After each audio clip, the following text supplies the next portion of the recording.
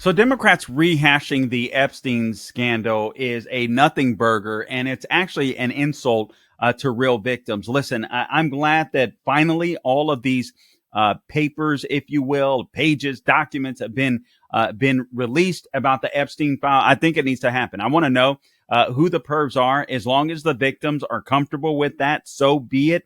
But there's a reason Democrats are so eager to get after or get into the Epstein files once again. They weren't during the Biden administration. If they really could have gotten Trump, they would have already gotten him while he was running for president. But I believe it's a distraction from what just occurred with this government shutdown. All right. Obviously, these people were willing to starve their own voters. They were willing to destroy your travel.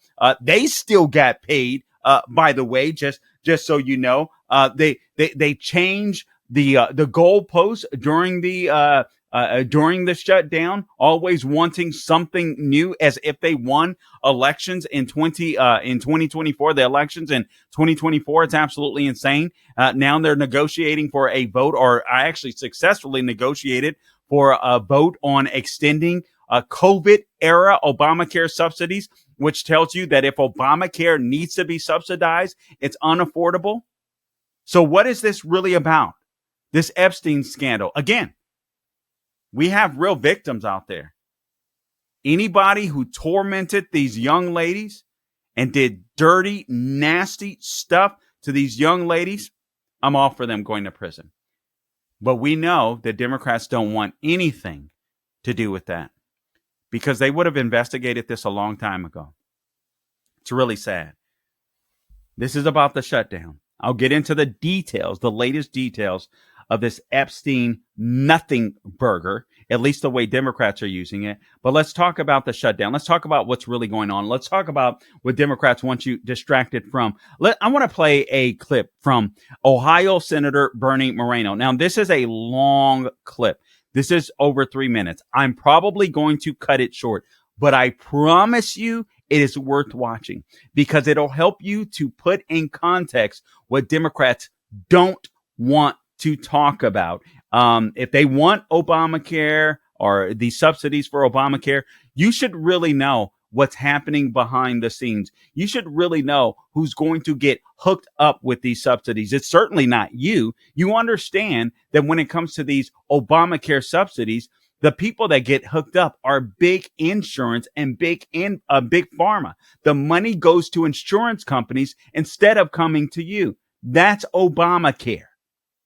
That is insane. Cut number 37, please, Gabe. This is Senator Bernie Moreno of Ohio. This is a great clip, just over 3 minutes long. We will probably cut it short, but I think most of it is worthwhile. Let's roll it, please. Chamber today, right now. Unfortunately, no. So zero, not one single Democrat is in the chamber listening, debating, having a dialogue with you. Question number two, if you're a union worker in my state, Ohio, do these Biden, Obamacare, COVID era subsidies lower their health costs? Absolutely not. If you're somebody on Medicare, no matter where you are in America, do these COVID era Biden, Obamacare subsidies lower your deductibles? Absolutely not. If you get private insurance through a small business like the one I used to own, do these Biden-era COVID subsidies lower your health care costs? Does nothing to benefit those people you're describing. If you're unfortunately somebody who is having a tough time and you're on Medicaid, you're disabled, children, do these Biden-era COVID subsidies lower your deductibles or your out-of-pocket costs? No. So none of the people I just mentioned, not union workers, not people on Medicare, not people on Medicaid, not people on private insurance, not unions that negotiated incredible rates. None of them will see lower health care costs. Am I accurate in that? You're absolutely accurate. Who stands to gain by the federal government writing a check for $26 billion to do what the Democrats want in order to open the people's government? Well, insurance companies most directly, and there will be lower. But just to be clear, The money goes directly to the insurance company, correct? Correct. It doesn't go through the pocket of the consumer. So if for example, I want to go find a doctor that's going to offer treatment for less money because my deductible's too high, this doesn't help me because I'm not getting the money. It's going to go to the insurance company, correct? Correct. And Senator, you're so smart on this topic, and you're the chairman of the Health, Education, Labor, and Pensions Committee. Is that true? Correct. Who was the previous chairman? Bernie Sanders. Bernie Sanders. Okay. Bernie Sanders was chairman when, again, just to be clear, last Congress. which would have been through 2024? Yeah, for 2 years. And the Biden era Obamacare subsidies were extended in 22, is that correct? Correct, I think that's right. To expire in 25. To expire in 25. So who voted for the expiration date of 2025? Not Republicans, rather Democrats. So just to be clear, the Democrats voted to have these subsidies expire this year, correct? Correct. To your knowledge, was there a hearing? Let's end it there. All right. So Democrats voted to have these subsidies, to have these subsidies in this year. Democrats voted for this. Why? Because they understand that Obamacare is not affordable. And they understand that this isn't doing anything, the Obamacare subsidies, to bring down the cost of health care at all. They give the money to insurance companies in order to keep this thing relevant, if you will. So insurance companies, hey, whoever signs up to Obamacare, offer them some type of plan. You're probably going to lose money. So that you don't lose money, the federal government is going to pay you insurance companies a bunch of money instead of allowing individuals to create plans for themselves, or their companies to create plans, or to allow people to pool with other people. If God forbid they have, obviously there's big expenses when it comes to medical care. You might have a heart attack. You may have a stroke, and you can't afford that if you're not in a network or so. So you should be able to network with people, open insurance up across state lines, be able to network with people. There's so many things that can be done. But the reason why Democrats want to talk about Epstein is because they don't want to talk about that. Let's go to cut number 35. I'm sorry, Gabe. Cut number 35. This is Caroline Leavitt at the White House. Cut 35, please. Now they're talking about it all of a sudden because President Trump is in the Oval Office. But when Joe Biden was sitting in there, the Democrats never brought this up. This wasn't an issue that they cared about because they actually don't care about the victims in these cases. They care about trying to score political points against President Trump, as we have, of course, seen with this government shutdown. And this entire thing, again, it's not a coincidence to the American people at home. There are no coincidences in Washington, D.C. And it is not a coincidence that the Democrats leaked these emails to the fake news this morning ahead of Republicans reopening the government. This is another distraction campaign by the Democrat and the liberal media, and it's why I'm being asked questions about Epstein instead of the government reopening because of Republicans and President Trump. Okay, so the government has reopened. All right, we all know that. That's the big news. The government this week, the government has reopened. It's going to take a while for travel and all this kind of stuff to catch up. But again, the Democrats lost big time when it came to the government shutdown. I mean, just insane. They accepted a deal. I don't even like the deal, just to be honest. I'm a conservative, not necessarily a Republican. I vote Republican simply because they're more aligned with my worldview. But I don't even like the deal. I don't even like this continued resolution. Nonetheless, that was what was on the table for Democrats. They settled for an offer that Senate Majority Leader John Thune offered them weeks ago, several weeks ago.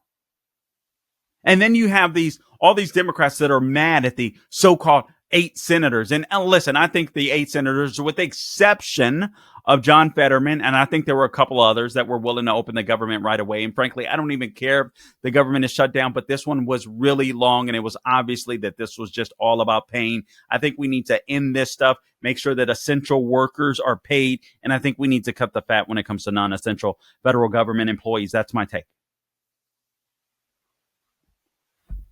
These people don't care about you. These people don't care about the victims of Epstein. They don't intend to bring any of these guys to justice. That's why they're throwing Trump's name out. And what they did today, or what they did the other earlier this week, was dirty. Democrats on a committee, the House Oversight Committee, deliberately withheld the name of the victim in the documents. It was Virginia Jeffrey or Guffrey, forgive me. She committed suicide earlier this year.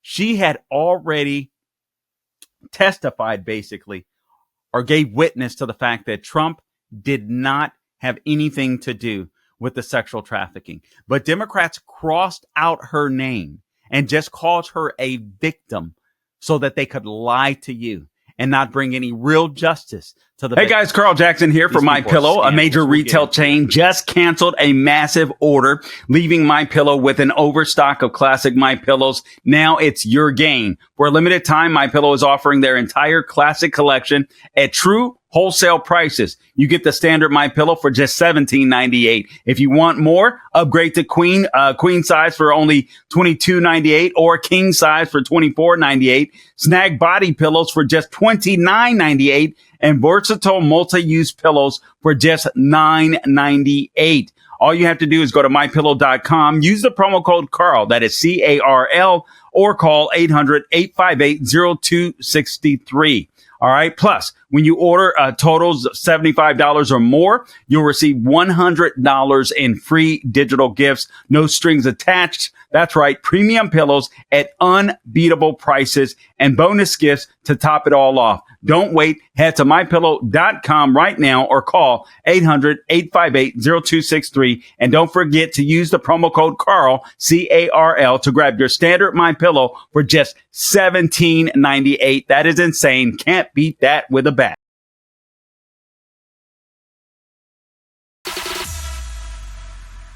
With all of that, I just want to tell you the country has never been in better shape. We went through this short-term disaster with the Democrats because they thought it would be good politically. And it's an honor now to sign this incredible bill and get our country working again. Thank you.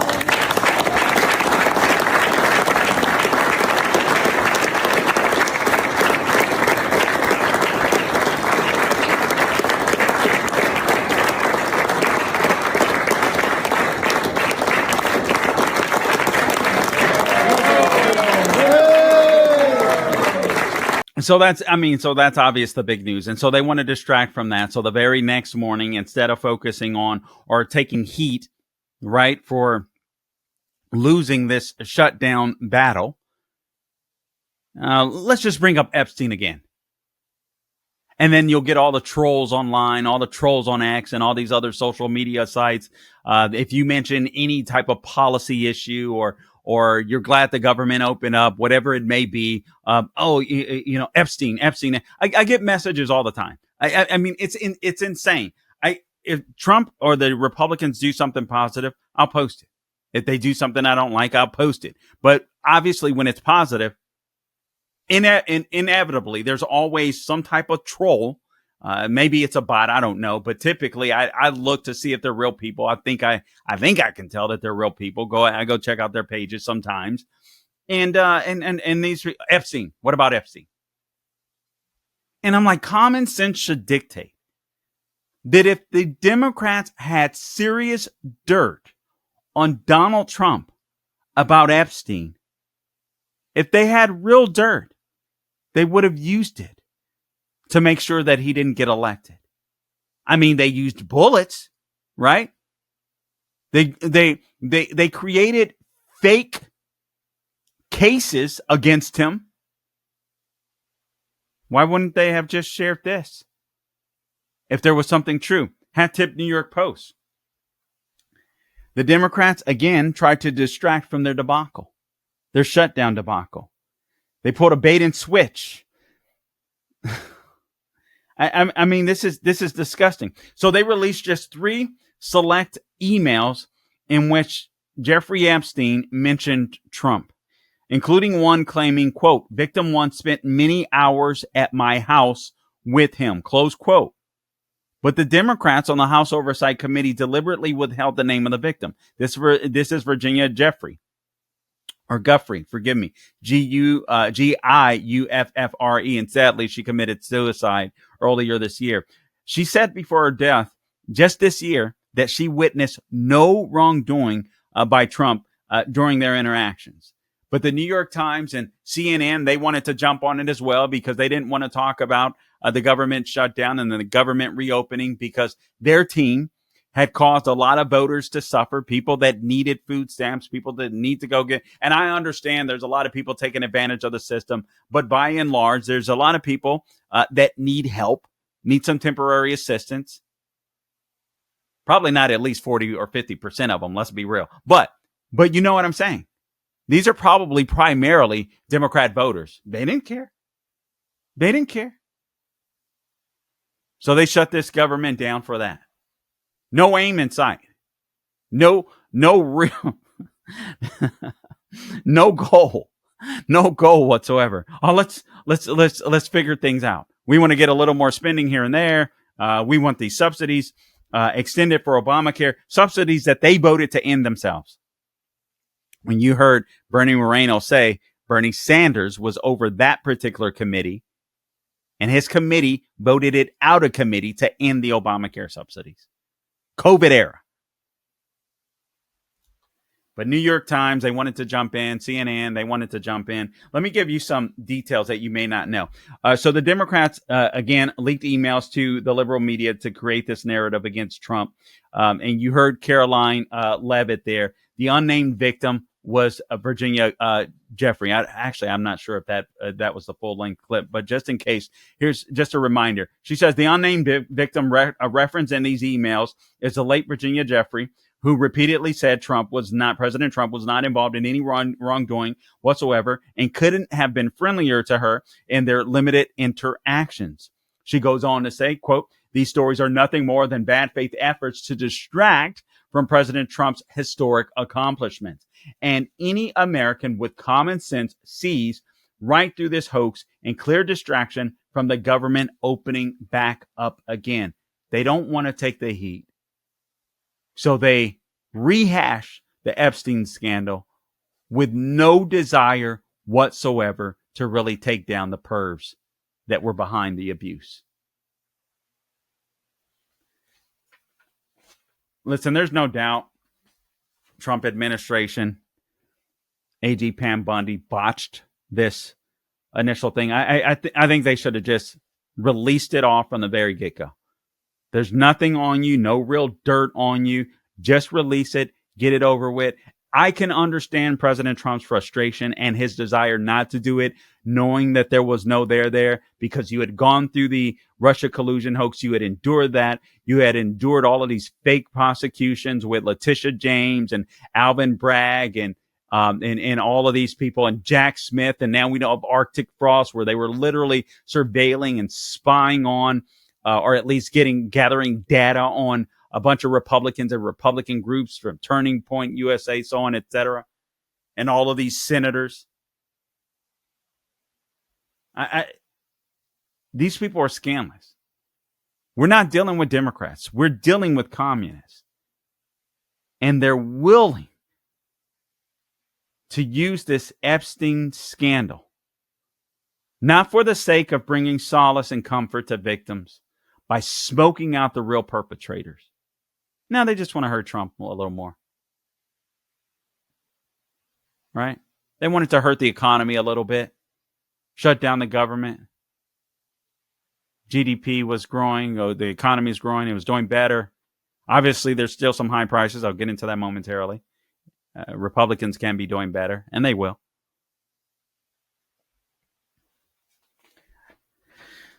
A few more details.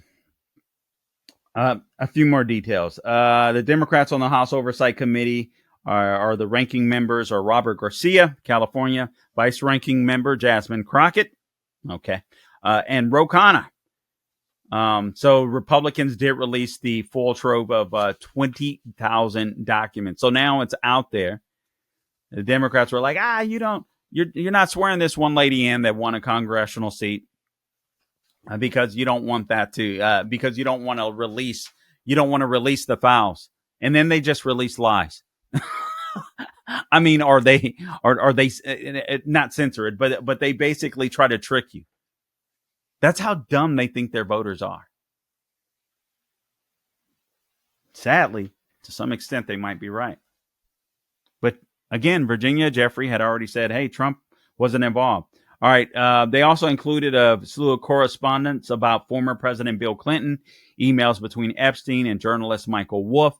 If they have something on Bill Clinton, release it.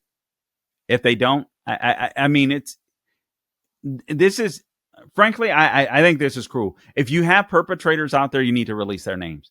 If people are not the perpetrators, I say at this point, you release their names and say they're not a perpetrator in this case.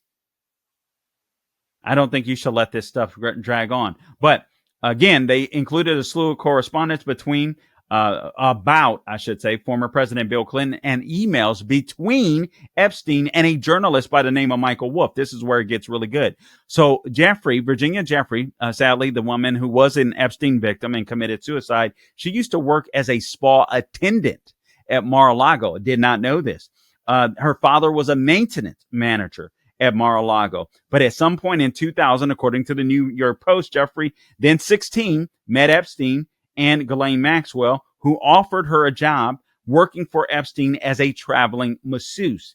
In her posthumous memoir, Virginia said, called Nobody's Girl, described being introduced to Trump by her father shortly before Maxwell and Epstein entered her life.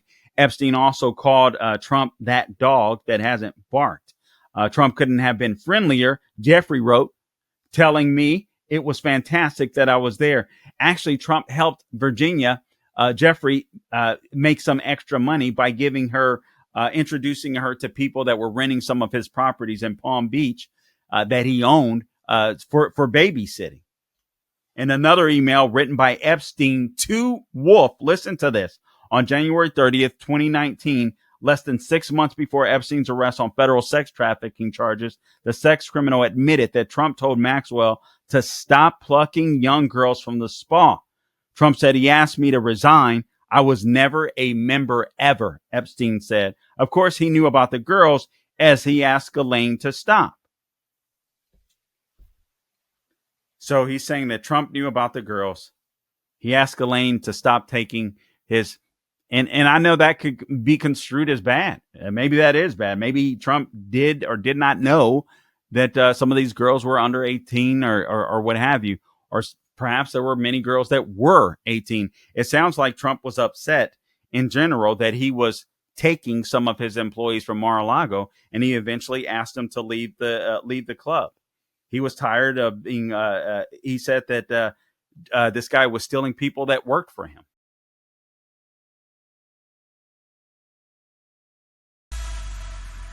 All right, so let me just read a couple of these quotes from Trump, from this guy Michael Wolff that I was talking about. So Trump was mad.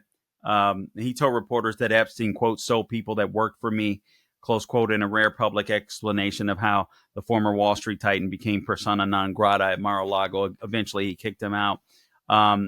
And here's what Trump said at the time. Everyone knows the people that were taken, and it was the concept of taking people that work for me is bad, is what he said. But that story has been pretty well out there, and the answer is yes. Yes, they were. So Trump was bothered by the fact that Jeffrey Epstein was going to Mar-a-Lago to try to steal girls from his club. He says, I have a great spa, one of the best spas in the world at Mar-a-Lago, and people were taken out of the spa, hired by him. When I heard about it, I told him, I said, listen, we don't want you taking our people, whether it was spa or not spa, he says. I don't want him taking people. And he was fine. And then not too long after that, he did it again. And I said, out of here. All right. So Wolff, basically and apparently they got in a dispute over a Palm Beach mansion as well. Trump had kicked them out of the club. Then they got in this dispute about some mansion in Palm Beach. So Trump didn't have anything to do with them at that point. Wolff is, I guess, I don't know who he's a journalist for, but Basically, they say here from the New York Post, whose claim on a podcast hosted by the Daily Beast over the summer that Melania Trump was, quote unquote, very involved in the future president's relationship, quote unquote, with Epstein led to a lawsuit threat from the First Lady. I remember that, and a retraction by the Daily Beast. For whatever reason, Wolf, I guess, popped up in Epstein's correspondence on December 15, 2015, the night of the Republican primary debate. Here's what Wolf said. I hear CNN planning to ask Trump tonight about his relationship with you, either on air or in scrum afterwards. This is a journalist speaking to Jeffrey Epstein. If we were able to craft an answer for him, Epstein answered, what do you think it should be? So these guys are plotting on trying to destroy Trump by linking him to Epstein, Wolf and Epstein. Here's how Wolf answered. I think you should let him hang himself, right? If he says apparently this guy has authored 4 books about Trump's first administration. If he says he hasn't been on the plane or to the House, then that gives you a valuable PR and political currency. You can hang him in a way that potentially generates a positive benefit for you, or if it really looks like he could win, you could save him generating a debt. Just by being linked to Epstein, basically you could blackmail Trump. This is what Wolf, a journalist, was telling Epstein. You really think these Democrats care about the victims? They care about taking down Trump. This is sick. He goes on, Wolf says, of course, it is possible that when asked, he'll say Jeffrey is a great guy and has gotten a raw deal and is a victim of political correctness, which is to be outlawed in a Trump regime. I mean, these people are just weird. Now, here's something that they could be talking about. Democrats didn't want to talk about the shutdown, right? They wanted to distract from the shutdown with this Epstein nothing burger. Not that the scandal itself was a nothing burger, because there are real victims. But the truth of the matter is they just wanted to use this stuff against President Trump. They just want to undermine his presidency. If Democrats were smart, they'd be talking about this. I think some people have Trump tariff fatigue. And I think it could cost Republicans in the midterms. I know this is kind of a weird segue. You weren't expecting this. And I say this, and I said it earlier. I like the way that President Trump used tariffs. I think it's innovative. But I also knew, and I understand as a free market capitalist, that at some point in time, if these tariffs are not stabilized, if they're not set in stone, where people are like, okay, I can work with this. This is the tariff. This is going to be, businesses can eat tariffs for a while, but not forever. And I'm getting a little concerned about this because it's not helping with the affordability. I want President Trump to win. And actually, I believe that my belief, obviously, Trump has already won, but you understand what I'm saying for the midterms. I want Republicans to maintain the House. I want them to retain the Senate. So this has to be an issue that's addressed. I believe that the fundamentals of the economy are coming back. I believe the foundation, Trump is setting a foundation. All of the things that he's doing, I know a lot of people are like, all right, so we're a little frustrated about the way that he's dealing with some illegal immigrants, or at least the Department of Homeland Security. We're not so sure on these Venezuelan drug strikes. And honestly, I think that's a great thing, because I don't want Americans killed. I'd rather kill drug dealers out in the waters or what have you. But this is something that Democrats could focus on, but they won't, because they don't understand the economy. That's why they rather go to socialism. But you have Treasury Secretary. This is from the Epoch Times. Scott Bessent said the Trump administration is poised to reveal substantial tariff actions in the coming days. Now, this was after the Laura Ingraham interview, because President Trump got a lot of pushback on that. Bessent said on Fox and Friends the other day. He stated that the tariff-related decisions would be unveiled that could help provide relief to Americans facing higher costs for coffee and other grocery items that are not produced domestically. This is why it was my preference that President Trump work on tax cuts and deregulation first, and then get these tariffs settled, or go directly after China. And then the people that are semi-friendly, we could work with them. But what a lot of these people try to do, a lot of these countries, is buy time, because they're like, if we can outlast Trump, these tariffs won't, somebody else will come in, or that's what a lot of these countries were trying to do. Thank God a lot of them are coming on board. There are being some deals made, but if this stuff isn't finalized soon, I think it's going to hurt Republicans.